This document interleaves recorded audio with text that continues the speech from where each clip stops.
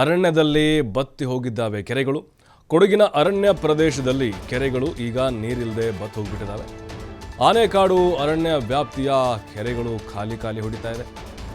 ಕೊಡಗಿನ ಕುಶಾಲನಗರ ಸಮೀಪದ ಆನೆಕಾಡು ಅರಣ್ಯ ಇದು ಬಹಳ ವನ್ಯಜೀವಿಗಳಿರುವಂತಹ ಒಂದು ಪ್ರದೇಶ. ಕುಡಿಯೋ ನೀರಿಗೆ ಈಗ ಕಾಡು ಪ್ರಾಣಿಗಳು ಪರದಾಡ್ತಾ ಇದ್ದಾವೆ. ಬೇಸಿಗೆ ಆರಂಭದಲ್ಲಿ ಕೆರೆಯಲ್ಲಿನ ನೀರು ಕಂಪ್ಲೀಟ್ ಬತ್ತಿ ಹೋಗ್ತಾ ಇದೆ. ವನ್ಯಜೀವಿಗಳ ಕುಡಿಯೋ ನೀರಿಗೆ ಆಶ್ರಯವಾಗಿತ್ತು ಈ ಕೆರೆ. ಆಹಾರ ನೀರು ಒರೆಸಿ ಕಾಡಿನಿಂದ ನಾಡಿಗೆ ಪ್ರಾಣಿಗಳು ಲಗ್ಗೆ ಇಡ್ತಾ ಇದ್ದಾವೆ. ಅರಣ್ಯ ಇಲಾಖೆ ಒಂದು ವೈಫಲ್ಯವನ್ನು ಇಟ್ಕೊಂಡು ಸ್ಥಳೀಯರ ಅಸಮಾಧಾನವನ್ನು ವ್ಯಕ್ತಪಡಿಸ್ತಾ ಇದ್ದಾರೆ. ನೋಡಿ, ಇದೆ ಕಾಡು. ಕೊಡಗಿನ ಕುಶಾಲನಗರ ಸಮೀಪದ ಆನೆಕಾಡು ಅರಣ್ಯ ವ್ಯಾಪ್ತಿ ಇದು. ಕೆರೆ ಇತ್ತಲ್ಲಿ, ಕೆರೆಯಲ್ಲಿ ನೀರೇ ಇಲ್ಲ. ಬೇಸಿಗೆ ಇದ್ದರೂ ಬೇಸಿಗೆ ಇಲ್ಲದೆ ಇದ್ದರೂ ಕೆರೆಯಲ್ಲಿ ನೀರು ಯಾವಾಗಲೂ ಕೂಡ ಇರ್ತಾ ಇತ್ತು. ಆದರೆ ಈಗ ಬರೀ ಮಣ್ಣೇ ಕಾಣಿಸ್ತಾ ಇದೆ. ಅದು ಇನ್ನೊಂದು 4 ದಿನದಲ್ಲಿ ಖಾಲಿ ಆಗಬಹುದು. ಯಾಕಂದರೆ ಬಿಸಿಲಿನ ತಾಪಕ್ಕೆ ಕಂಪ್ಲೀಟಾಗಿ ಆ ನೀರಿನ ಮಟ್ಟ ಕುಸಿದು ಹೋಗ್ಬಿಡುತ್ತೆ. ಹಾಗಾಗಿ ಅರಣ್ಯಾಧಿಕಾರಿಗಳು ಏನಾದರೂ ಒಂದು ವ್ಯವಸ್ಥೆ ಮಾಡಬೇಕಾಗಿತ್ತು. ನೀರಿನ ಅರವಟ್ಟಿಗೆ ಅಥವಾ ಟ್ಯಾಂಕರ್ ಮೂಲಕ ಅಲ್ಲಿ ನೀರು ಶೇಖರಣೆ ಮಾಡೋದು, ಹೊಂಡದ ಥರ ಮಾಡೋದು, ಕೃತಕವಾಗಿ ಏನಾದರೂ ಮಾಡಬೇಕಾಗಿತ್ತು. ಆದರೆ ಇಲ್ಲಿವರೆಗೂ ಮಾಡಿಲ್ಲ. ಸಾಕಷ್ಟು ವನ್ಯಜೀವಿಗಳಿದ್ದಾವೆ, ಜಿಂಕೆ ಜೊತೆಗೆ ಪ್ರಾಣಿ ಪಕ್ಷಿಗಳು ಎಲ್ಲವೂ ಬಂದು ಅಲ್ಲಿ ನೀರನ್ನು ಕುಡಿತಾ ಇದ್ವು. ಆದರೆ ಈಗ ಬಿಸಿಲಿನ ಒಂದು ಬೇಗೆ ನೀರಿನ ಪ್ರಮಾಣ ಕಡಿಮೆ ಆಗಿದ್ದರಿಂದಾಗಿ ನಾಡಿಗೆ ಲಗ್ಗೆ ಇಡ್ತಾ ಇದ್ದಾವೆ. ಹಾಗಾಗಿ ಅರಣ್ಯ ಇಲಾಖೆಯವರು ಇದನ್ನು ಗಂಭೀರವಾಗಿ ತೆಗೆದುಕೊಳ್ಳಬೇಕು. ಅಲ್ಲಿ ಪ್ರಾಣಿಗಳು ಬದುಕಬೇಕು. ನೋಡಿ, ನಾವು ಹೇಗೆ ಬದುಕ್ತಾ ಇದ್ದೀವೋ ಹಾಗೆ ಪ್ರತಿಯೊಂದು ಜೀವಿ ಕೂಡ ಬದುಕಲಿಕ್ಕೆ ಅವಕಾಶ ಇದೆ, ಹಕ್ಕಿದೆ. ಹಾಗಾಗಿಯೇ ನೀರಿಲ್ಲದೆ ಕೊರಗಿ ಪ್ರಾಣಿಗಳು ಸಾಯೋಂಗೆ ಆಗಬಾರ್ದು.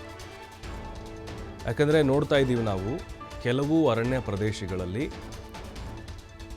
ಕೃತಕವಾದಂಥ ಕೆರೆಗಳನ್ನು ನಿರ್ಮಾಣ ಮಾಡಿರ್ತಾರೆ. ಅಲ್ಲಿ ನೀರು ಇಲ್ಲದೇ ಇದ್ದರೂ ಕೂಡ ಏನೋ ಒಂದು ವ್ಯವಸ್ಥೆ ಅಧಿಕಾರಿಗಳು ಮಾಡ್ತಾರೆ ಕೆಲವು ಕಡೆ. ಬಟ್ ಇಲ್ಲಿ ಇನ್ನೂ ಯಾಕೋ ಮಾಡಿಲ್ಲ ಅಂತ ಅನಿಸುತ್ತೆ. ಹಾಗಾಗಿನೇ ಸಾರ್ವಜನಿಕರು ಒತ್ತಾಯವನ್ನು ಮಾಡ್ತಾ ಇದ್ದಾರೆ. ಕೆರೆಗಳು ಕಂಪ್ಲೀಟಾಗಿ ಬತ್ತು ಹೋಗಿದ್ದಾವೆ.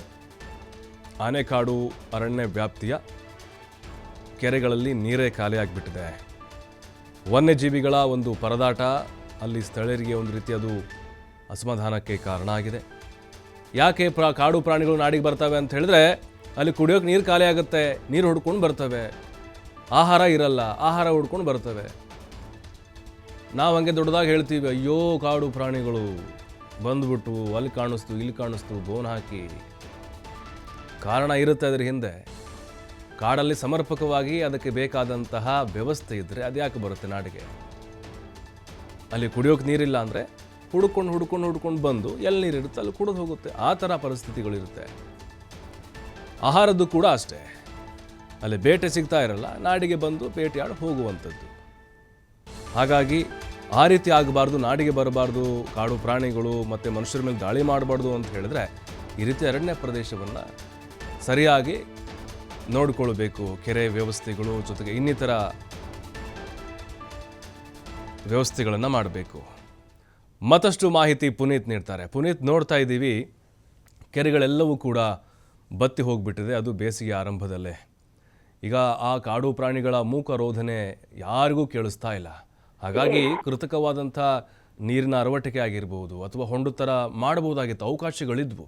ಇನ್ನೂ ಮಾಡ್ತಾ ಇಲ್ಲ. ಮಾಡದೇ ಇದ್ದರೆ ಖಂಡಿತ ನಾಡಿಗೆ ಲಗ್ಗೆ ಇಡ್ಬೋದಾ ಹಿಂಡಾಗಿ ಪ್ರಾಣಿಗಳು ಅಂತ ಭಯ ಈಗ.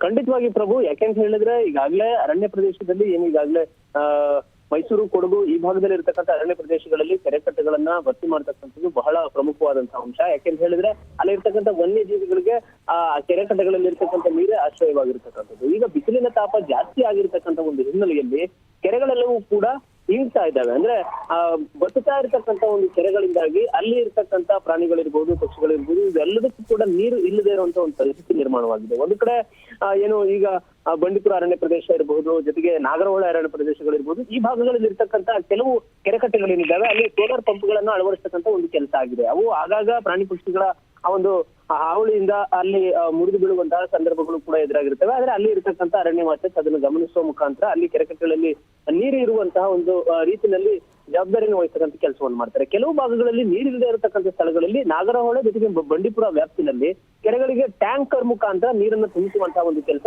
ಈಗ ನಡೀತಾ ಇರತಕ್ಕಂಥದ್ದು. ಆದ್ರೆ ಈಗ ಕೊಡಗಿನ ಭಾಗದಲ್ಲಿ ಇರ್ತಕ್ಕಂಥ ಏನು ಕುಶಾಲನಗರದ ಅರಣ್ಯ ಪ್ರದೇಶ ಏನಿದೆ, ಈ ಒಂದು ಅರಣ್ಯ ಪ್ರದೇಶದಲ್ಲಿ ಕೆರೆಗಳು ಬತ್ತಾ ಇರತಕ್ಕಂಥದ್ದು.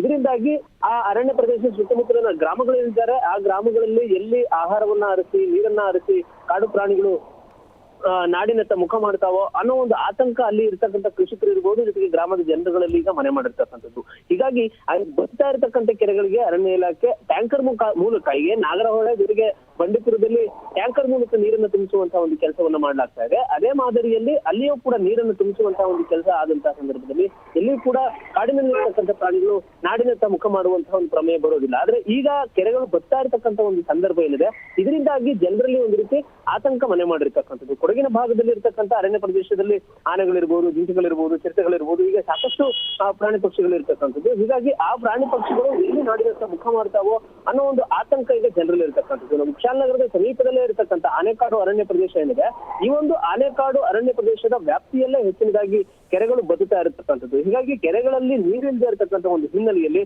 ಅಲ್ಲೇ ಇರತಕ್ಕಂಥ ಪ್ರಾಣಿ ಪಕ್ಷಿಗಳು ನಾಡಿನತ್ತ ಮುಖ ಮಾಡುವಂತಹ ಸಾಧ್ಯತೆಗಳು ಇರತಕ್ಕಂಥದ್ದು. ಅಲ್ಲಿ ಈಗಾಗಲೇ ಆಹಾರ ಅರಿಸಿ ಕೆಲವು ದಿನಗಳ ಹಿಂದೆ ನಾಡಿನತ್ತ ಮುಖ ಮಾಡಿ ಅಲ್ಲಿ ಬೆಳೆಗಳನ್ನ ಹಾನಿ ಮಾಡಿದಂತಿರ್ಬೋದು, ಜೊತೆಗೆ ಅಲ್ಲಿ ಜೀವಹಾನಿಗಳಾದಂತಿರ್ಬೋದು, ಈ ತರದ ಘಟನೆಗಳು ಬಹಳಷ್ಟು ಹಿಂದೆ ನಡೆದಿರ್ತಕ್ಕಂಥದ್ದು. ಹೀಗಾಗಿ ಇದನ್ನೆಲ್ಲವನ್ನು ಕೂಡ ತಡೆಗಟ್ಟಬೇಕು ಅಂತ ಹೇಳಿದ್ರೆ ಅಲ್ಲಿ ಪ್ರಾಣಿಗಳಿಗೆ ನೀರನ್ನು ಒದಗಿಸ್ತಕ್ಕಂಥ ಒಂದು ಕೆಲಸ ಆಗ್ಬೇಕು. ಹೀಗಾಗಿ ಕೆರೆಗಳಿಗೆ ಟ್ಯಾಂಕರ್ ಮೂಲಕ ನೀರನ್ನು ತುಂಬಿಸುವಂತಹ ಒಂದು ಕೆಲಸ ಆ ಒಂದು ಪ್ರಕ್ರಿಯೆ ಈಗಲೇ ಆರಂಭವಾಗಬೇಕು. ಯಾಕಂತ ಹೇಳಿದ್ರೆ ಈಗಾಗಲೇ ಬೇಸಿಗೆ ಆರಂಭದ ಸಂದರ್ಭದಲ್ಲಿ ಈಗ ಬಿಸಿಲಿನ ತಾಪ ಎಷ್ಟು ಮಟ್ಟಿಗಿದೆ ಅನ್ನೋದು ಅಲ್ಲಿ ಕೆರೆಗಳು ಬದುಕ್ತಾ ಇರತಕ್ಕಂಥ ಒಂದು ದೃಶ್ಯಗಳನ್ನು ನಾವು ಗಮನಿಸಬಹುದು. ಆ ಒಂದು ಹಿನ್ನೆಲೆಯಲ್ಲಿ ಜನರಲ್ಲಿ ಈಗ ಆತಂಕ ಮನೆ ಮಾಡಿರ್ತಕ್ಕಂಥದ್ದು. ತಕ್ಷಣವಾಗಿ ಅರಣ್ಯ ಇಲಾಖೆ ಒಂದು ಕೆರೆ ಕಟ್ಟೆಗಳಿಗೆ ಸಾಧ್ಯವಾದಷ್ಟು ನೀರನ್ನು ತುಂಬಿಸುವಂತಹ ಒಂದು ಪ್ರಯತ್ನಕ್ಕೆ ಈಗ ಮುಂದಾಗಬೇಕಾಗಿದೆ. ಪ್ರಭು, ಥ್ಯಾಂಕ್ ಯು ಪುನೀತ್ ತಮ್ಮೆಲ್ಲ ಮಾಹಿತಿಗಾಗಿ.